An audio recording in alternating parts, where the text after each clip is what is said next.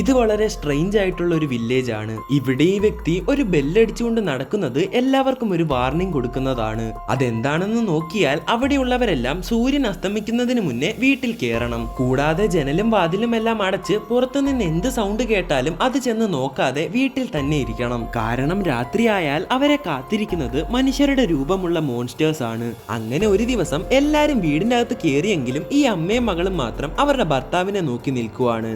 അതേസമയം ആ വ്യക്തി ഇപ്പോൾ മദ്യപിച്ച് ബോധമില്ലാതെ കിടക്കുന്നു. കുറെ നേരം നോക്കിയിട്ടും കാണാത്തതിനാൽ അവർ ആ വാതിലടച്ച് അകത്തേക്ക് കയറി. ശേഷം ഉറങ്ങാനായി തയ്യാറെടുക്കുന്ന ഈ പെൺകുട്ടിയുടെ ജനലിൽ ആരോ തട്ടുന്നു. കർട്ടൻ മാറ്റി നോക്കുമ്പോൾ അത് അവളുടെ മുത്തശ്ശിയായിരുന്നു.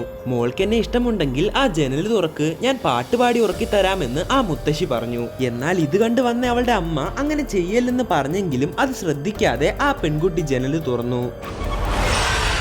പിറ്റേ ദിവസം രാവിലെ തന്റെ വീടിന്റെ മുന്നിൽ ആൾക്കൂട്ടം കണ്ട ആ വ്യക്തി അകത്ത് ചെന്ന് നോക്കുമ്പോൾ അവിടെ മുഴുവൻ രക്തത്തിൽ കുളിച്ചു കിടക്കുന്നു. അതേസമയം വഴിതെറ്റിയ ആ ഗ്രാമത്തിലേക്ക് ജിമ്മും ഫാമിലിയും കയറുന്നു. ഹൈവേയിലോട്ട് എങ്ങനെ പോകുമെന്ന് ചോദിച്ചപ്പോൾ നേരെ പോയാൽ മതി, അപ്പോൾ മനസ്സിലാകുമെന്ന് ഈ വ്യക്തി പറഞ്ഞു. അതിലെന്തോ ദുരൂഹത ഉണ്ടെങ്കിലും ആ പറഞ്ഞ കേട്ട് അവർ വണ്ടിയെടുത്തു. എന്നാൽ എത്ര ശ്രമിച്ചിട്ടും അവർ കുറച്ചു ദൂരം പോയ ശേഷം തിരിച്ച് ഈ ഗ്രാമത്തിലേക്ക് തന്നെയാണ് വരുന്നത്. അതിന് കാരണം ഒരിക്കൽ ഈ ഗ്രാമത്തിൽ വന്നു കഴിഞ്ഞാൽ ആർക്കും അവിടുന്ന് രക്ഷപ്പെടാൻ സാധിക്കില്ല.